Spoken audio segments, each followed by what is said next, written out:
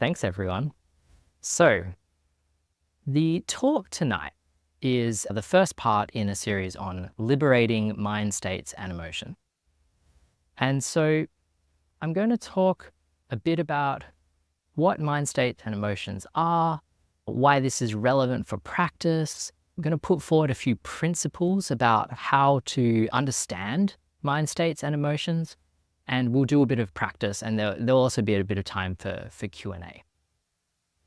So, this is a series of talks. Each talk will stand alone, but there is a certain degree of assumed knowledge with each talk. And I think as the talks go, that might, you might get more from them based on the foundational knowledge that you have. But my hope is that no matter what level of practice you're at, how much meditation you've done, how much you've practiced in general in this modality and other modalities, I'm hoping you'll get something from it and be able to take something away, take away some tools, some ideas. So I'll be sort of touching on a bit of some Buddhist ideas, some traditional Buddhist practices and ideas. I'll also be bringing in a little bit more of a slant of sort of modern psychology. And hopefully we'll sort of combine some of these ideas and actually go beyond them. When I give these talks, I really try to use them as an opportunity to talk out loud about something that I'm working on. So this is really for me something I'm working on, I'm engaged with in my practice and have been recently, and hopefully it's something that we can kind of work on and tease out together. So I'm going to throw out a few ideas. Before we even define this, I'm going to put out the principles that I want to cover. So the first principle of emotions and mind states is that they should be dynamic in a sense. So if there are emotions or particular states of mind that arise and become stuck or don't feel like they are able to move, it's because they have been held in place. And I'll talk much more about that later. The second principle is that when it comes to emotions, it's very, very helpful to be able to cultivate a quality of being able to be with the emotion, to cultivate some degree of equanimity, to be able to hold the emotion, to hold those experiences gently, to be able to be with that experience. And also with that, to work with it. The third principle I'll put out there is that when it comes to emotions and mind states, it's actually really important that there are a wide range of emotions that we experience and that we want to keep that range or even extend it through practice. So sometimes there's this idea that when we practice the Buddha Dharma, that we will actually not be experiencing emotions, or that we will only experience positive emotions. And while that seems like a possibility that things trend in that direction, I would argue that the way forward is not to try to imitate that. That might arise through practice, but the way to practice actually involves embracing that range of emotion. And finally, the last principle I want to cover is that we want to develop a degree of confidence with how we work with emotion. We want to have this sense that the emotions, the mind states, our experience, moment to moment, day to day, year to year, is something that we can handle. We're not going to be overwhelmed by it. We're not going to be swallowed up by it.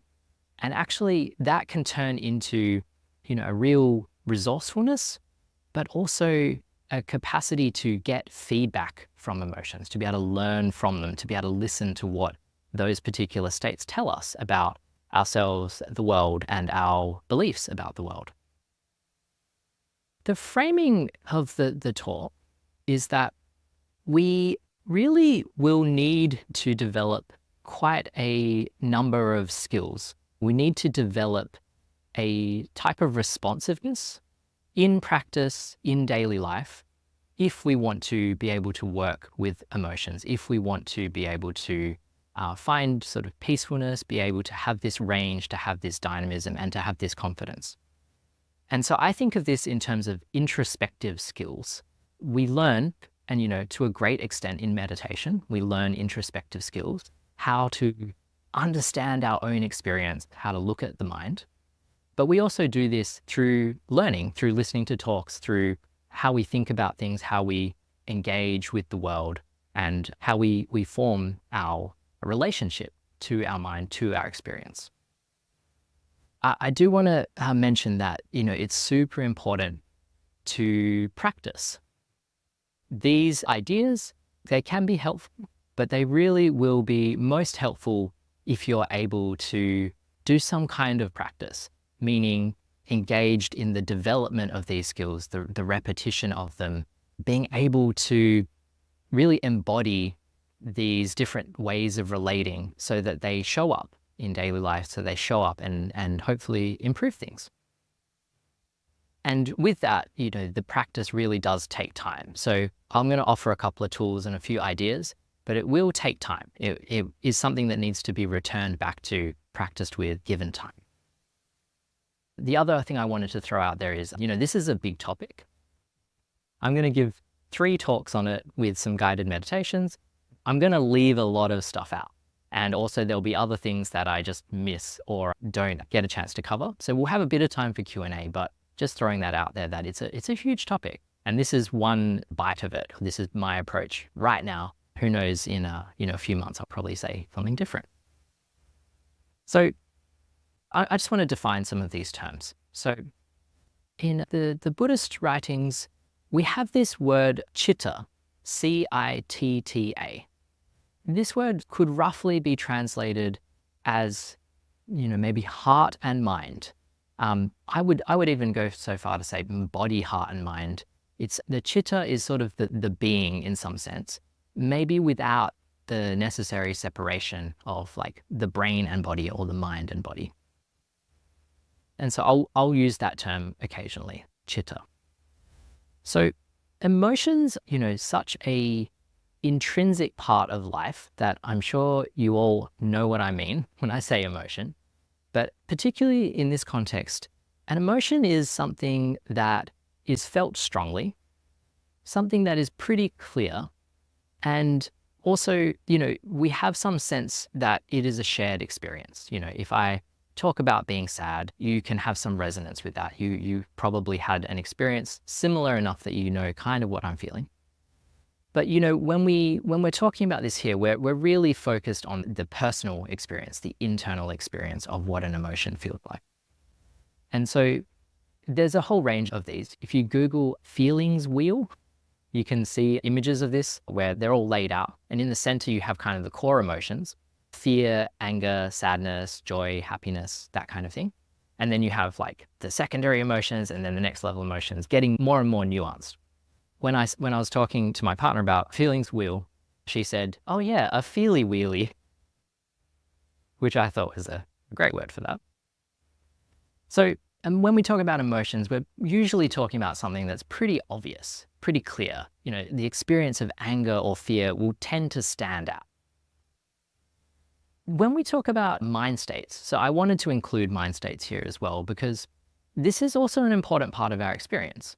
When there are multiple emotions present, when there's a particular set of conditions that make for a experience that's not clearly labeled as, sadness, fear, anger, we actually will need other words there.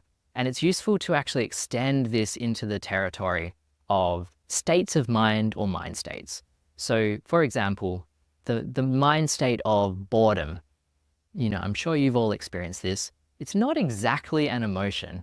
It has emotional qualities to it, but it's more complex than that. It's more to do with the mind, the stance of the mind, how the mind is relating to the experience. And so along with boredom, we have things like curiosity, frustration, dullness. Also when there's an experience of being contracted or feeling tight, or when the mind feels kind of vague or blank, when there's a quality of being scattered, that's more a mind state than a emotion. And it's worth kind of, at least in this context, including that in the discussion. And when we talk about meditation, we're often trying to access particular mind states. So trying to bring a sense of curiosity to an experience, trying to take a stance of being accepting or welcoming. And the meditation techniques we have enable us to cultivate that, to intend to move in that direction, and repeated intentions help to cultivate more of a sense of that. So for example, curiosity is one I'll talk about more later. But, as we practice in a way where we become curious about, for example, the sensations of the body, we discover more, and that can make us more curious, or makes that curiosity more available. It's something that's easier for us to return back to. And so I think this is the framing really that the Buddha provides with his teachings around the types of qualities that you should cultivate. So trying to notice when there is anger or fear and work with it, trying to move in the direction of metta or loving kindness, trying to cultivate these qualities that will shift the mind state over time. So why should you care about emotions and practicing with emotions and mind state? So I'm going to put out this thesis, which I haven't heard said very many places, but it definitely rings true for me, for my understanding of the path. And that's to say that awakening is emotional. I'll give a little definition here, being that awakening is the shift in understanding, the shift in experience that brings about freedom, liberation, and particularly freedom from suffering, the way that the Buddha framed it.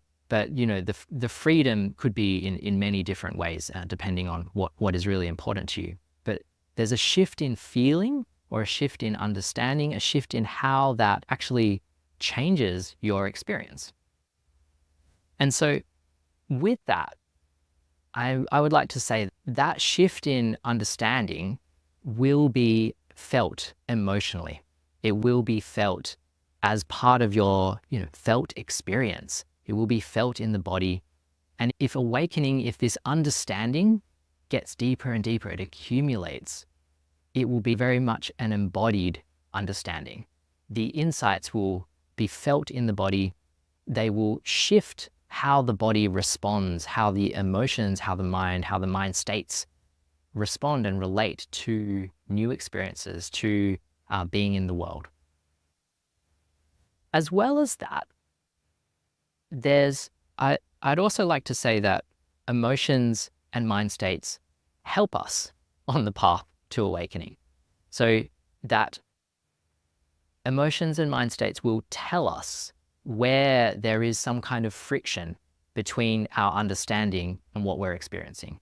When there's a particular belief that is operating in a way that is preventing us from feeling peaceful and settled, there will be some kind of friction, a slight tension, and that will also be felt emotionally. And so the talk title is Liberating Mind States and Emotions. And I partly wanted that to be, we are going to work towards liberating the mind states and emotions, but also the mind states and emotions are doing the liberating. The mind states and emotions are an important part of the path. And if we really follow the Buddha Dharma and we practice and we gain an understanding, the teaching of anatta, of not self, the self is not as fixed and inherently existing as we think. The emotions are there, they're arising, and they are doing the work. So I'm going to just put that out there in the space. I'll come back to that, not today, but in a later talk in the series. Okay. The other part of why is that when we practice, an inability to contact the body or to feel emotions, or to not notice when there is a particular mind state, can be an obstacle. So I think it's actually a requirement of practice over a period of time, that there is some degree of body awareness, some degree of sensitivity to emotions, and sensitivity to mind states, to what is present. This is also a key teaching in Buddhist practice, the 4 foundations of mindfulness. One of the most famous suttas, especially for practice. The first foundation is the body. The second is feeling tones, and the third is mental formations, which we could consider as parallel to this idea of mind states. The other reason that it's important for practice is that when we practice, we need to care for the heart. We need to care for ourselves, and we need to care for those around us. And contacting our emotions, contacting the sensations of the body, being aware of how we feel about certain things is a really important part of this. It allows us to wake up to what we're experiencing, to what we need, and what we can actually do to care for ourselves and to care for others. Okay, I've just got one more point, and then we're going to do a little practice.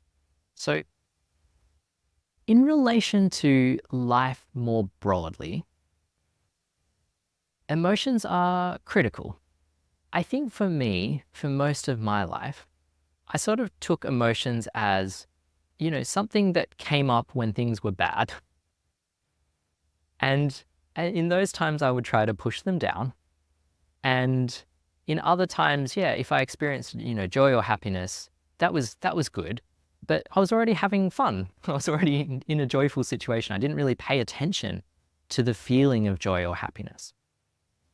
I went through a phase of life where I suffered from depression and anxiety, where my emotions completely controlled what I was able to do. It was a period of time, sort of an extended period, about a year, where there were sort of phases within that. So maybe, a couple of weeks or a month or two where I'd be totally dragged down by that depression, and particularly the interaction of depression and anxiety. But, it was this negative feeling, this heavy blanket that really just covered me. And, there were days when, I couldn't get out of bed. I'd just be like stuck in bed crying. This taught me a lot about what emotions are and what they do. And so I'll talk a bit more about depression and that stuck quality later. But particularly when it comes to life and what I've learned through that experience and learned through practice, what I can see now is that emotions are what makes life worth living. If there weren't emotions, you would just be doing the next thing on your to-do list. The emotions are what make relationships important, what makes the experience meaningful, what makes us really want to do things in life and also to know what we don't want to do. It really closely aligns with meaningfulness and value as well, how we value life, what we value doing. And so I feel really strongly about this, that practice shouldn't be about, deadening emotions, shouldn't be about just trying to have positive emotions. I really feel that it's the range. As long as those emotions are bearable, we have confidence working with them, and they shift and change. They're dynamic in some sense. Okay. So let's do a short practice now. So this one won't be too long, maybe sort of 10 minutes-ish. So you can just stay where you are. If you want to get any cushions or use a bench or change your seating posture, go for it now.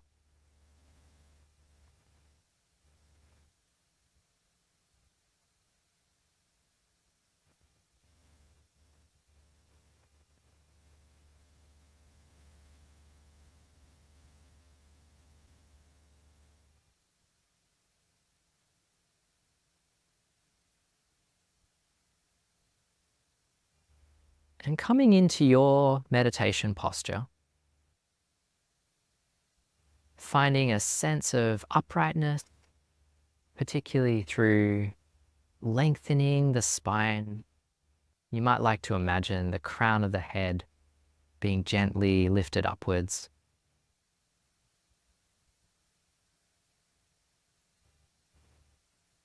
And you can close your eyes if you like, or you can keep them open, but with a soft focus, perhaps looking at a spot slightly downwards, somewhere in front of you.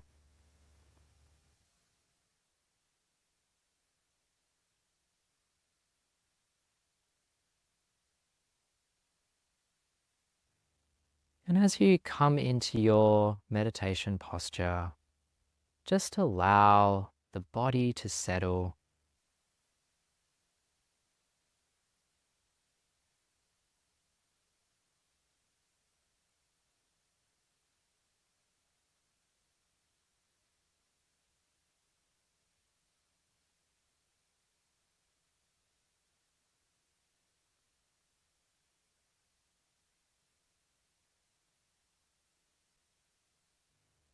Notice if there's any tension, anything you're holding on to from the day. And just do your best to put that to the side for now.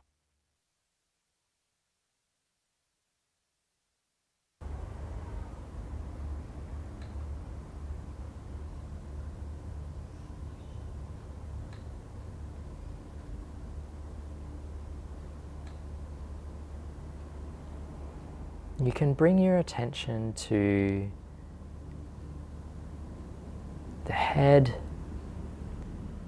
noticing if there's any tension in the jaw, seeing if it's possible to soften that.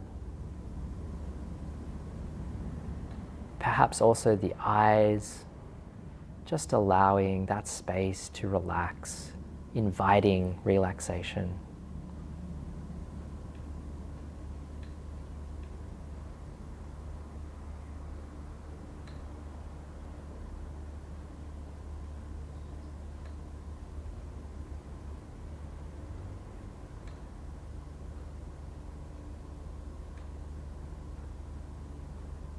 And for whatever your experience is right now, I'd like you to try to cultivate an intention of kindness, treating each practice as an act of kindness for yourself, but also for those around you. Any benefits that you get from the practice will ripple out to those around you.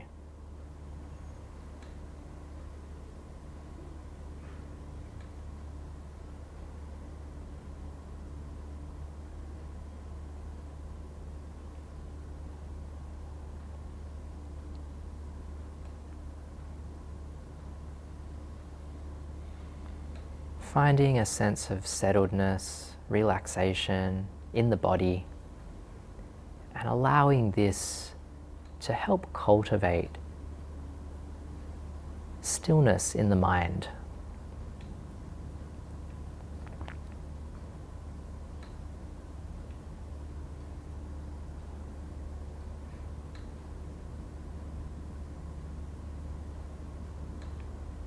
And now, I'd like you to just notice your internal state.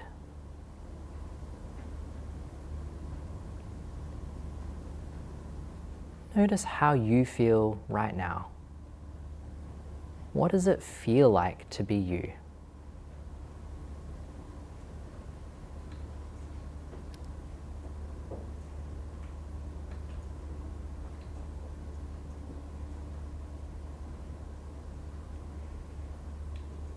And whatever you find there is totally okay. Just noticing if anything stands out. Any thoughts, any sensations, any emotions.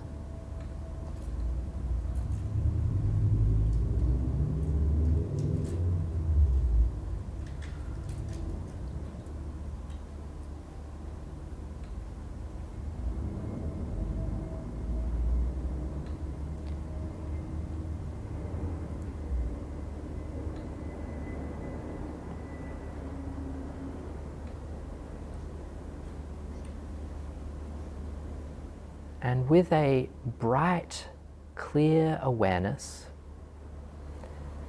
I'd like you to notice what is present for you in the central part of the body.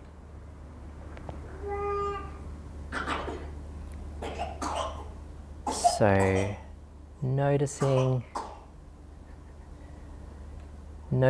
any feeling in the head, noticing any sensations in the throat,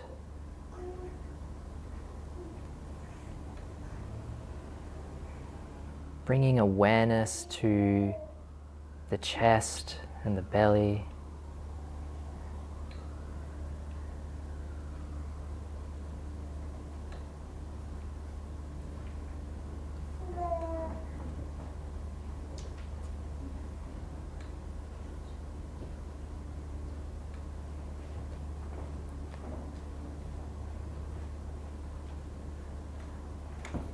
And whatever you find there, see if it's possible to hold it gently, hold it lightly.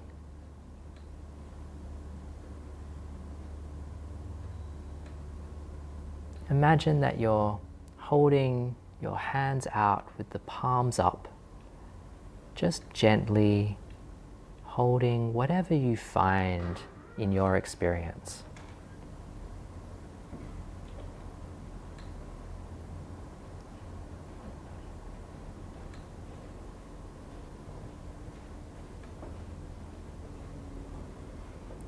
Now you might notice a particular mind state or a particular emotion.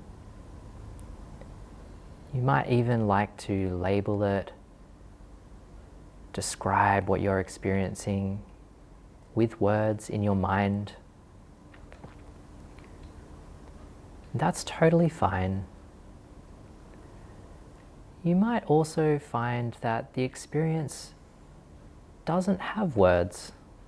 Might be more vague, murky. And that's fine too. Just seeing if it's possible to be with, to be close to have some intimacy with your own experience, with the sensations in the body.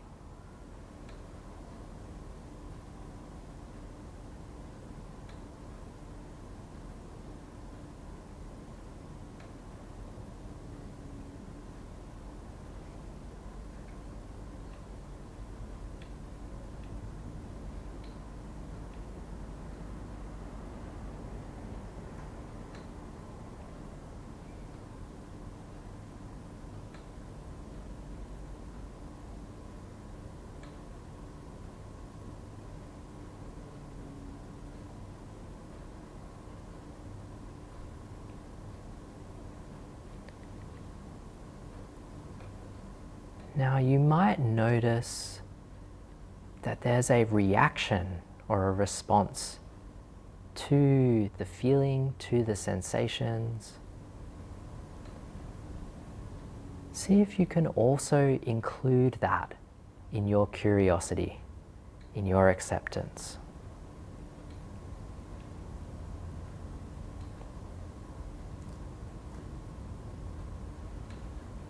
Noticing if there's boredom or impatience, agitation. You might also feel scattered, like there's lots of thoughts. If that's the case, no problem. See if you can notice how that feels in the body. What's the bodily experience of that, even while there are lots of thoughts?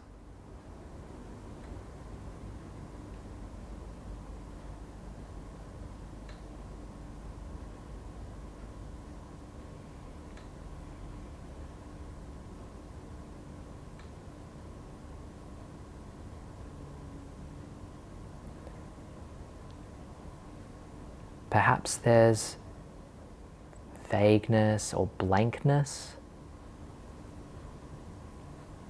or uncertainty. See if you can notice what those feel like in the body. Again, particularly focusing on this central axis, the head, the throat, the chest and belly.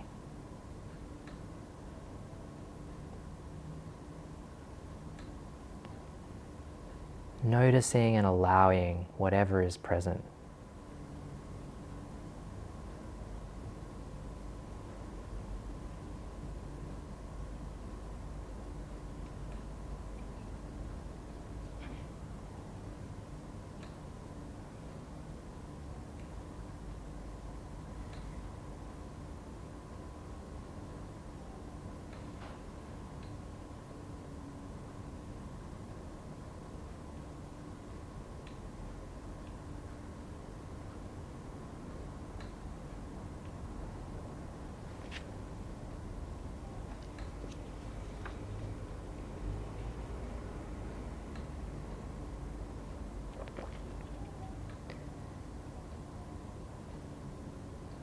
And if the experience is changing, allow it to change. Notice what it is to experience this in this moment. Staying with the change. Staying with this shifting internal landscape.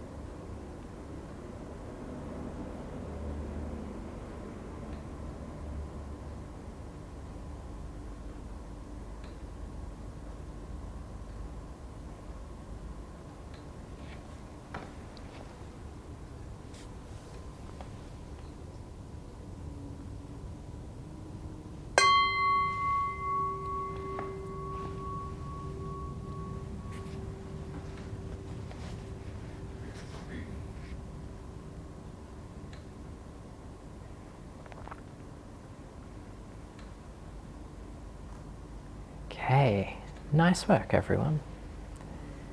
Take a minute to slowly come out of the meditation.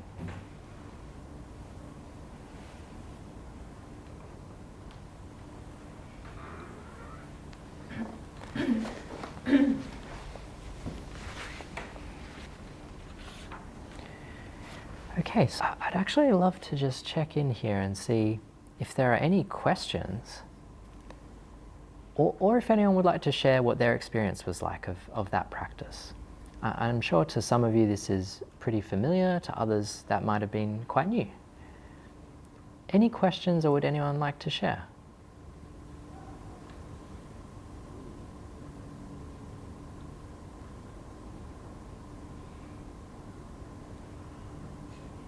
Yeah. Can you differentiate between a mind state and an emotion? Like if you're observing it, how do you know it's a mind state and how do you know it's an emotion? Yeah, good question. So at times it will be very helpful to differentiate, to have that degree of discernment, to notice, oh yeah, this is boredom, or this is, a particular flavor of frustration versus this is anger. The discernment is a very useful skill. In this type of practice that we're doing, in what we're trying to do here, it's actually not so critical that we differentiate. I guess the idea there would be that emotions and mind states are linked. They arise interdependently. There will usually be a certain undercurrent of feeling or emotion, as well as a particular mind state that you notice. And at times, this discernment is a way of looking very clearly at, okay, this is what's going on. I'm noticing this particular, thought pattern, or noticing, I mentioned like boredom or a sense of being contracted. Noticing that and realizing like, okay, yeah, there's that quality, being able to name it. But those emotions, those mind states are not actually separate. There will never really be a case where there is anger or sadness that's not connected to other things, other things going on in the mind, other things going on in the body. And so this, again, I'd bring back to this idea of having a range of tools, a range of skills, and having some responsiveness to what feels most helpful. And so at times it will be the most helpful thing to discern and sort of narrow in or put a boundary around something, clearly define what that is at that time. And other times it'll be more helpful to actually just allow the experience to unfold without labeling or without being sort of concerned about whether it fits into one category or another. And is the same as mind states, or is that also separate? I would say, just for now, as a sort of provisional answer, that the mind state colors the awareness. And so, if we have an experience of sleepiness or dullness, that's going to produce a particular type of awareness, or the awareness will be colored by that experience. So I'd say they're related but not the same thing. And it's useful to understand awareness as something perhaps different. Yeah.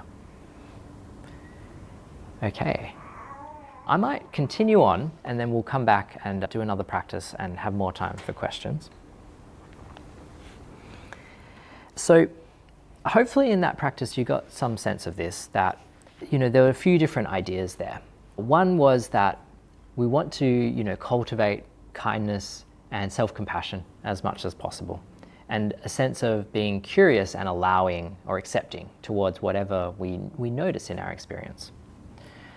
There's the idea there as well that as we settle and turn inwards, we will start to notice more of our experience, notice the mind states, notice the emotion. Then we looked at this sort of central axis. So we have the head, the throat, the chest, the belly. This is where emotional type sensations, or the feelings, the sensations related to a mind state or an emotion, are most likely to show up. This is where we can sort of look and direct our attention if we're choosing to focus on this. And then we also had this idea that the internal state is changing and that it can be a whole range of things. Did anyone notice that over the course of that practice, that things changed a fair bit in their internal state? You get hands up if that's you. Okay, yeah, great. The other idea there, which I think is not that commonly known or not commonly practiced, is that when there is an experience that seems to be a non-experience, say for example vagueness or blankness, maybe also like dullness or sleepiness, it's almost like there's less experience. You can actually look at that as an experience. So what does it actually feel like to experience blankness? Can you look closely at the feeling of blankness? So there will be a feeling, there will be sensations in the body related to that. There is a particular state of mind that's present. Can you look at that closely? Can you be with that? Can you ask that question of what that experience is? Usually that will actually unfold the blankness. It will turn it into something, reveal something underneath it, or allow that to become a more full experience of blankness. Okay, so I was talking about these principles, and one of them is that there should be a dynamism of emotions. And so I want to jump over to a sort of related idea. There's a Pali word, papancha, P-A-P-A-N-C-A, papancha. Who's heard this word papancha before? Okay, a few, great. This word is usually translated as mental proliferation. So we could think of, in day-to-day life, and especially in meditation, we'll notice, mind wandering, or that there'll be distractions. When this gets taken up to a much higher degree, we get another word for it, mental proliferation, papancha. This is where the thoughts kind of spin out. The thought actually generates more thought. It's got this expanding out, spreading out quality to it. So I'm sure you've all experienced this. I know I have, very many times in meditation. You sit down, you've got this intention to maybe focus on the breath or something like that. There's a thought that arises, it turns into another thought, turns into another thought. But more so than that is that the thoughts actually kind of get tangled or pull you into a particular mind state, pull you into a different experience. So, maybe you start thinking about, this is something that I do. I'll start thinking about work, I'll start problem solving it, and then I'll start feeling frustrated about the problem solving. And it kind of keeps going on, it keeps spinning out. And so there's a quality here where the thinking becomes fixated, where it becomes it reifies or makes the thing that you're thinking about seem very real and solid, and maybe even to this point where it's kind of illusory. It feels like you are actually doing that thing, experiencing that thing, even though it's just a thought. Papancha has this quality of holding in position. Even though the thoughts seem like they expand outwards, it usually spins around one particular feeling or one particular idea, something that's stuck. And so I want to put this idea forward that many of the emotions that we experience, particularly the strong or sort of afflictive emotions, actually have this proliferating quality to them. If we were to just personify the emotions briefly, the emotion wants to keep it in place, keep itself going. So, for example, if you feel anger, maybe there's a particular situation and the anger you feel makes you want to yell at somebody and tell them all the ways that they're wrong and the ways you're right. This is something that will perpetuate more anger. I was talking before about my experience of depression. That was very much so a self-perpetuating emotion. This sort of feeling of being kind of stuck and being heavy and covered in this fatigue, that created more of that sense. It kind of kept me stuck in place. And so when it comes to these, if we're thinking about it in terms of thoughts, or if we're thinking about it in terms of mind states and emotions, we want to find some way to cut off the papancha, cut off and stop that proliferating. And one of the ways to do this is to, do mindfulness practice. Come back into the present moment. Notice what is actually happening in that moment. Notice what the sensations are, what that present moment experience is, to stay at contact, stay at sense contact, that moment when the sensation is known, when it's felt, when the thought starts up. If you can notice that, it greatly simplifies and cuts off the papancha. The mind state or emotional equivalent of this would be actually a bit different though. Certainly if there are thoughts around it, the example of anger, it would be helpful to come back to the sense experience to cut off the thinking. But if there are emotions that are being proliferated, continuing on, or feel stuck, we actually need to find a skillful way to feel those emotions and allow them to pass through. There's something about that emotion that's stuck that's because of how we think about it or what our beliefs are that are operating. And generally these are unexamined beliefs. And so this is also why therapy and other various tools that we have these days help. They help to look at what the beliefs are that are operating so that we can get unstuck. The other idea here is that the emotions will be particularly strong and will weigh us down or be stuck if the energy of the emotion or the energy of the mind state is stronger than the energy of our attention, the energy that we're able to give to our attention or awareness. So you can think of this perhaps like a seesaw or scales. If the weight of the emotion is too strong, too heavy, there's too much energy to it, it flips out of balance. And this is where we notice that our capacity to be attentive actually diminishes. So there are a number of ways we bring more energy into our attention. Meditative techniques are really, really good for this. Being able to cultivate some degree of stable attention will do this.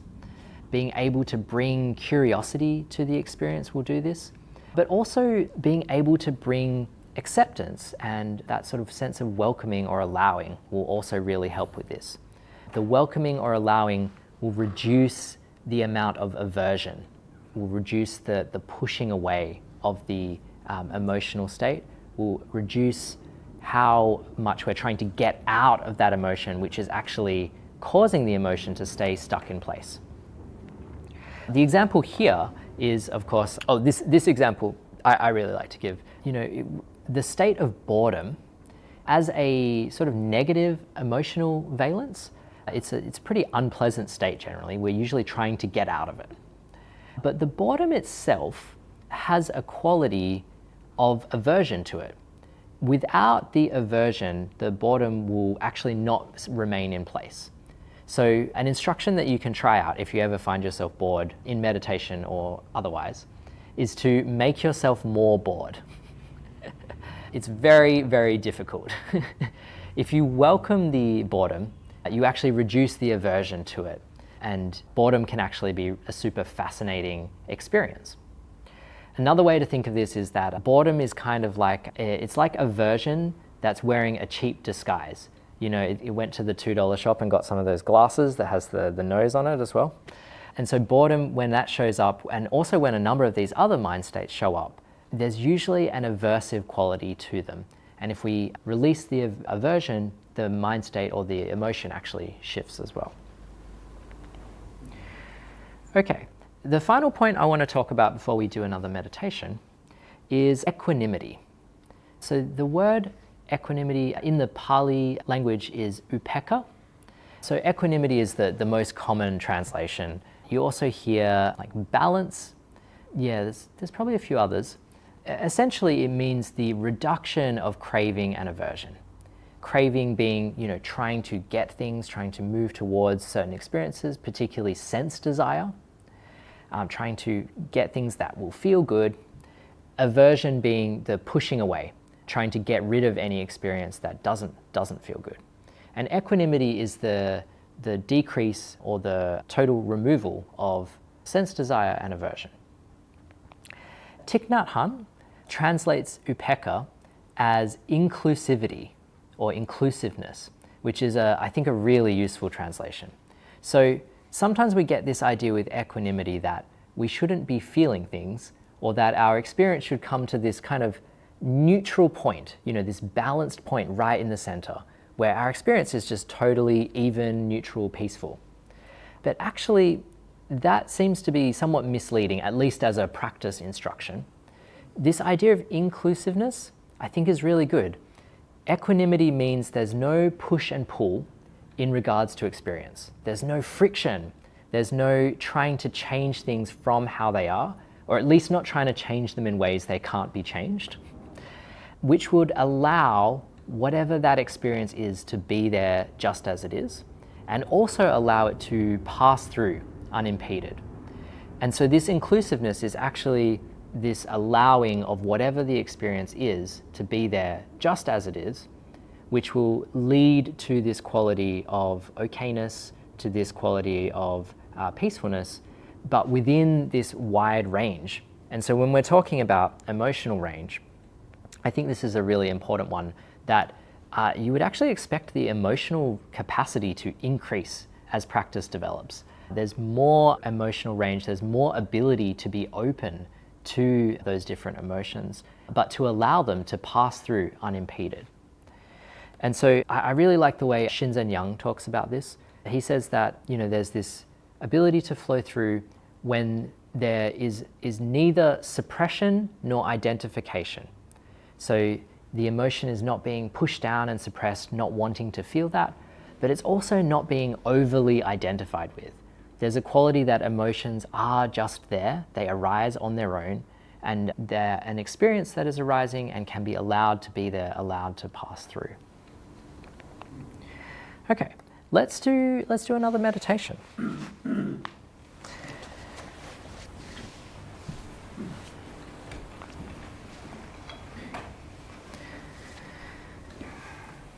So again, feel free to change your seating posture, get any props that are helpful.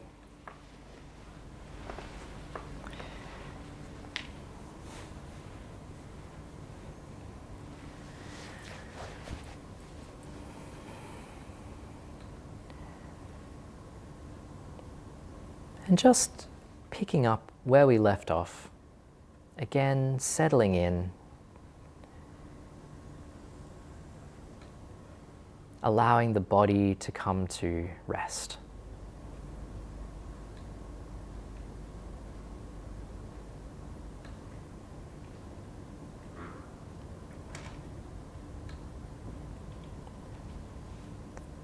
And of course, as we do these meditations during these talks, there's no doubt a lot of thinking, perhaps your own responses, your processing of ideas. And let's just acknowledge that that's likely to come up, and that's totally fine.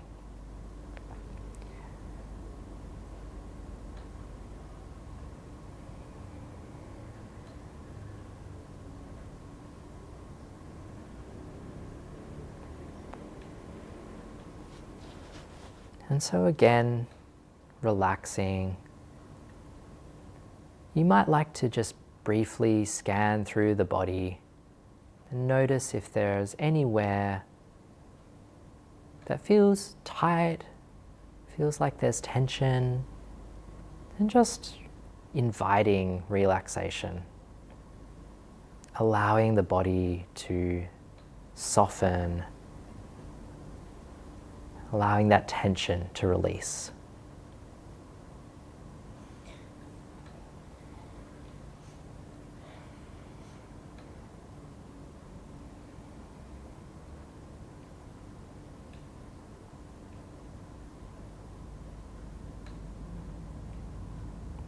And so this practice is going to be a little different, a different approach to this same idea, incorporating some of the ideas that we've covered in this talk.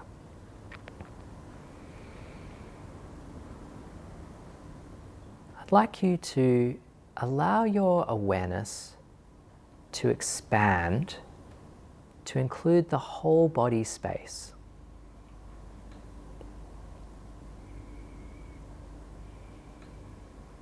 Now you might like to imagine that awareness is a bubble or a balloon.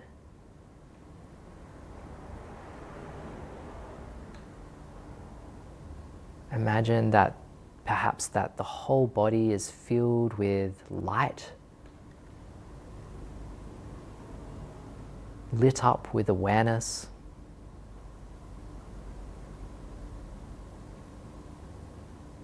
Opening and expanding your awareness to fill that whole body space, the whole body at once.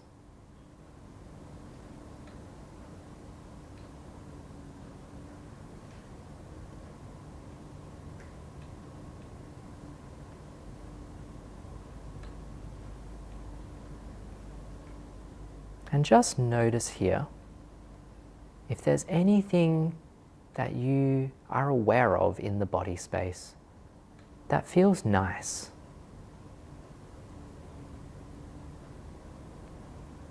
Perhaps there's a sense of warmth or coolness that feels pleasant. Perhaps this broader awareness itself feels pleasant.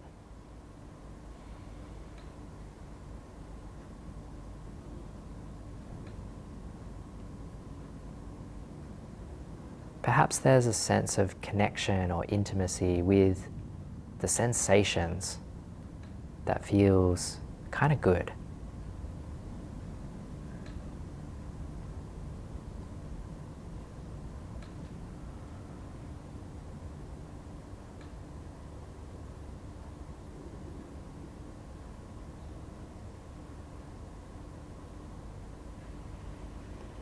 And so, with this whole body awareness, tune in to the overall texture or tonality or the felt sense of this whole space.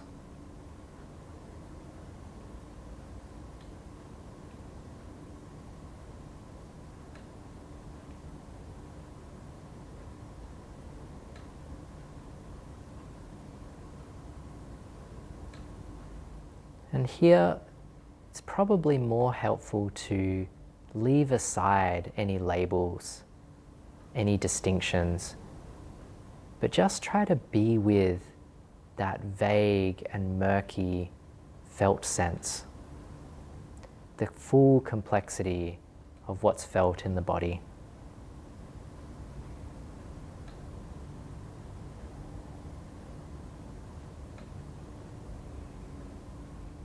And rather than giving labels or identifying what the experience is, simply try to be with it.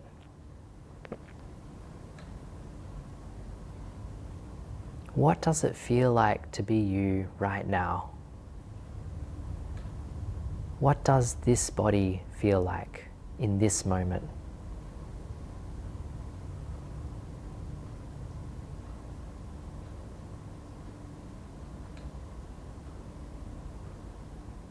The awareness is very likely to contract or collapse, to get pulled into a thought, and that's no problem. Whenever you notice, simply try to appreciate the noticing, the coming back, and then gently expand the awareness to cover the whole body once more.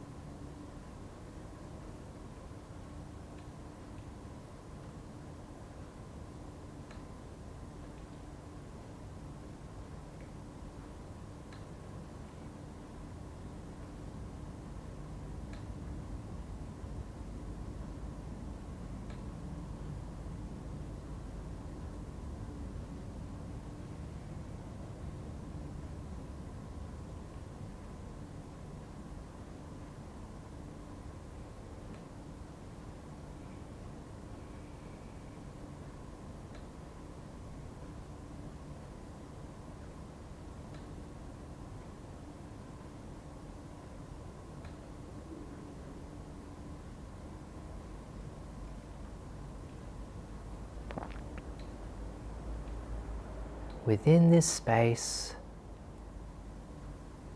doing your best to allow whatever arises,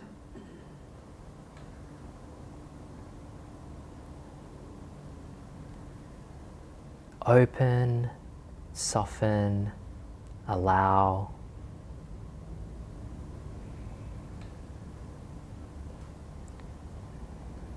Bringing a quality of welcoming, embracing, inviting, whatever is felt in the body.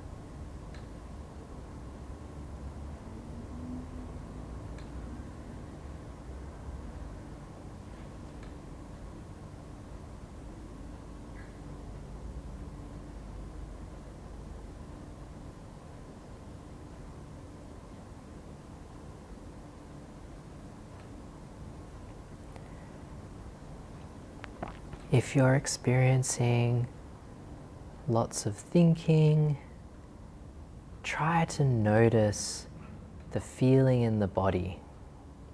Come back to the body. Allow the thinking to go and direct your attention back to the body.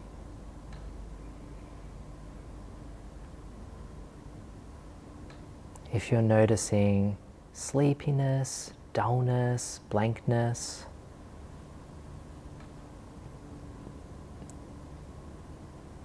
bring awareness to the bodily experience of those. Fully allowing those experiences to be there.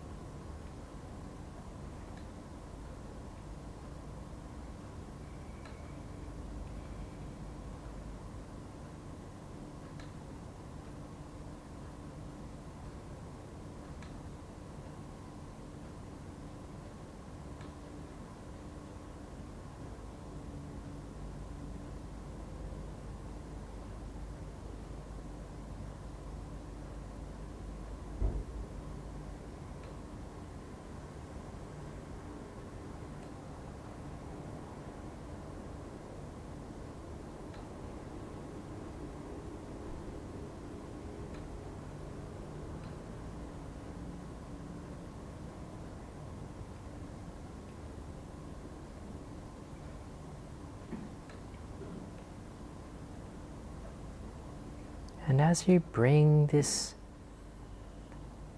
bright, clear awareness to the whole body, you might even notice some more subtle sensations. Perhaps the feeling of the breath throughout the body.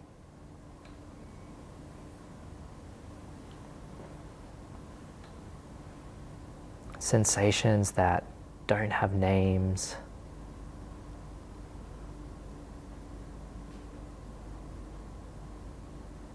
Or that overall felt sense that's complex, murky. And see if you can just stay with that experience, moment to moment.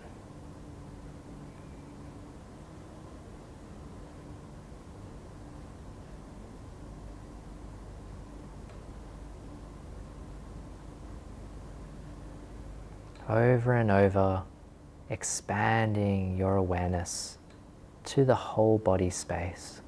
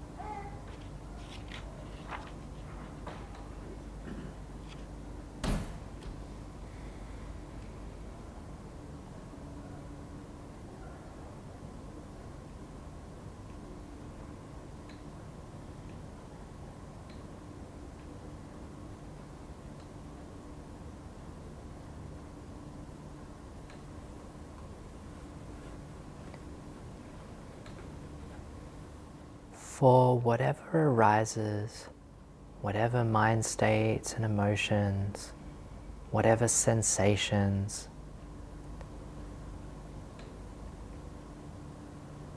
See if it's possible to see it within the context of the whole body,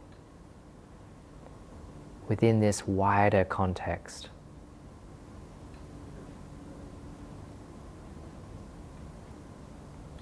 The sensations and emotions are able to move and shift.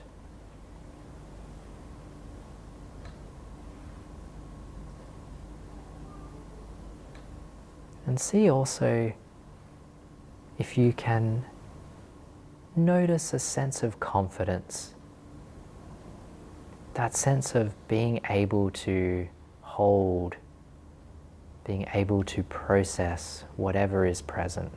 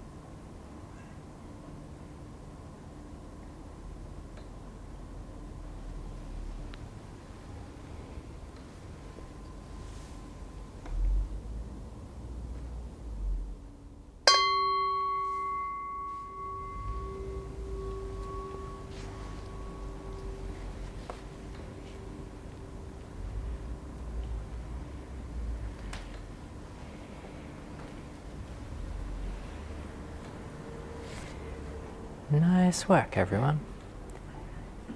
Take a minute again to slowly come out of the meditation.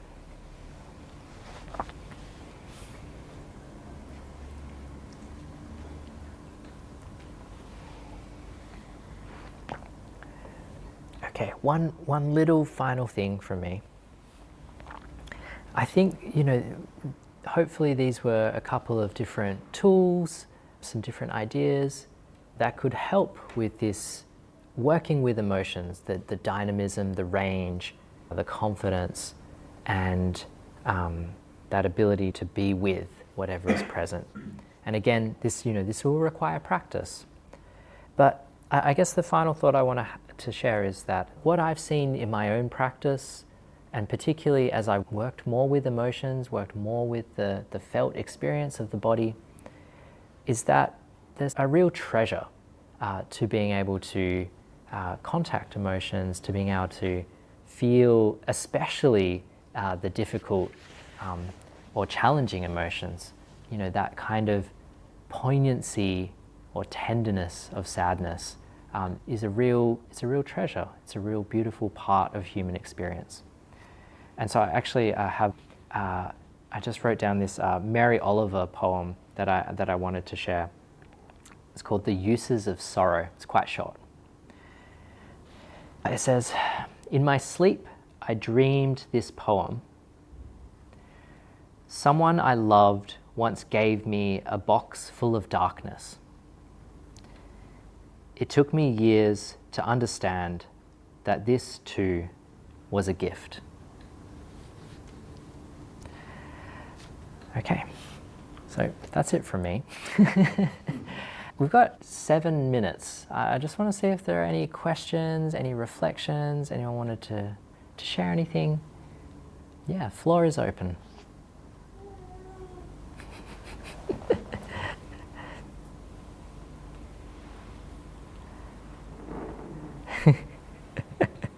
Wow, cute baby.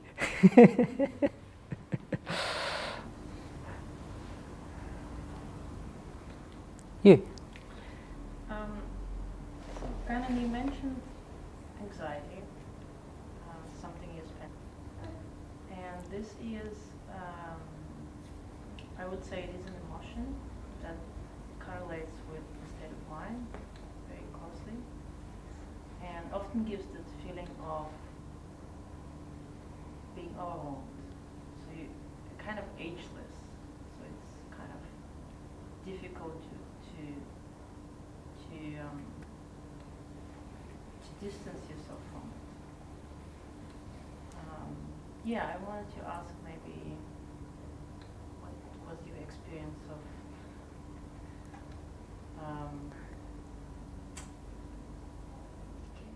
Oh yeah, I think this is a really actually important point to mention that I did mean to say this at the start, but working especially with difficult or overwhelming emotions, it really is super important to build the capacity, build resources that allow that experience to not be overwhelming or not be so difficult. And so actually one of the things that really helped me when I went through that period of real difficulty was doing physical activity, doing yoga and asana practice in particular, that brought about some more resources, some more capacity to feel good. Particularly for anxiety, I mean, I definitely still feel anxiety at times. I still feel worry and fear. And I think there's a whole spectrum there that follows that thread of fear. I think maybe two things that I found really useful along the way once I had some more resources to work with it. One would be approaching it. We've talked a bit about parts work, things like internal family systems, these frameworks that look at different parts of the mind and see what the wholesome intention is of those parts.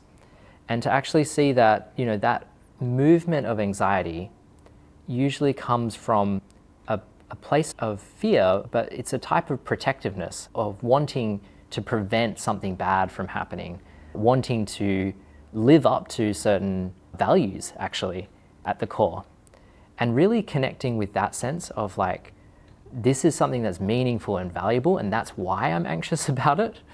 Or it touches something deep and something like really sort of even primal or embodied, and seeing that there's a wholesome intention there, even if it's not appropriate to the situation. And then I mentioned before unexamined beliefs. I think gradually, as there is that space and capacity, gradually examining those. The other thing that I think really helps is insight in the Buddhist sense. Insight into impermanence, into not self, into interdependence. Seeing that things are not as fixed as they might seem, and actually to identify less with the anxiety or identify less with the thought pattern, and start instead shifting that identification to be more from awareness or from the ground of being in some way, that shift away from the small self to the bigger self. I think that is really a thing that helps greatly. Does that answer your question? Yeah, great. Okay, we have 2 minutes. I normally like to finish promptly. Yep. Actually, this was very nice. And so there's a lot of people who might feel the anxiety and depression and that sort of thing, right? And these sorts of practices, they get attracted to it as a result, and then they come to us. You could say it's a blessing in disguise, and I think your poem is also quite pertinent to that, I felt. But what do you say to the people who either they don't notice their anxiety or depression in life, or they're generally happy with a lot of Yeah. things. And then, they go through life and probably they get their old age, and then obviously you get sick and all that. But then at that time you might be too late, right? And because your mind is not at a good state at that point. So what do you say to people like that? Yeah, so this is the people who are blissfully unaware or don't want to know what's going on. Yeah, it's a good point. So, I would say, in my teaching, and also the way I am with, friends and family, is I never try to force things on anybody or never try to convince someone else of what I think is the right thing, unless they ask, and then I offer what I can. And so I think that's super important, that people come to these types of things in their own way when the time is right, when it's something that's ripe for them. I think it is, though, the other side of that, of course, is that, there are a lot of people out there that are operating from a place of not being aware, of not knowing what's going on, of perhaps even having an undercurrent of anxiety, depression, fear that they are acting out of but not acknowledging. And I think in those cases, practice would be really good. Coming face to face with that, perhaps working through it. The thing that I think bridges these two ideas is that it's really important that we, in our relationships, in our communities, we say to people if they are acting in ways that don't match up with what they say they believe in, or don't match up with the greater good in some way. Especially if they don't match up with agreements that you have with each other. There is a case, just to sort of extend on that answer, there is a case, right, where people maybe, especially if they come on retreat, go on a meditation retreat, they might even not be super aware that they've got all this stuff going on. And then, as they sit in silence, they're faced with all of this stuff. Going on retreat, I like to say that, or any meditation practice, especially intensive practice, takes a degree of courage, right? It's facing what we have in our minds, what we have in our bodies and our hearts, and there needs to be a bit of courage to go deep and explore that. The exploration usually reveals things, one, that were already there, that were already affecting things, and two, once that stuff comes up and is released, there's almost always some kind of relief or shift in a positive sense from that. And it might take time, it might require work, it might require other modalities, working in different ways. But that's what I see over and over is like, especially, I'm using the example of retreats here, but people that I'm talking to that, the retreat is a very short, intensive period of practice. What I see is difficulty comes up, they feel things that they didn't know were there or don't want to feel. It's called the day 3 hump. The day 3 hump, Or yeah. Buddha-Dhamma. Yeah, that's a good way to term it. By day 5 or day 6 of a 10-day retreat, no one is complaining about that stuff. It's been cleared out, and that is such a beautiful experience. So, that's what I say is it takes courage, but it's worth doing. And if people are interested in it, then I try to offer that. Okay, thanks. Okay, so we're 2 minutes over time. Thanks everybody. Yeah, I guess I just want to say thank you for listening so attentively and practicing so diligently. Thanks for being here. Yeah, I really appreciate it.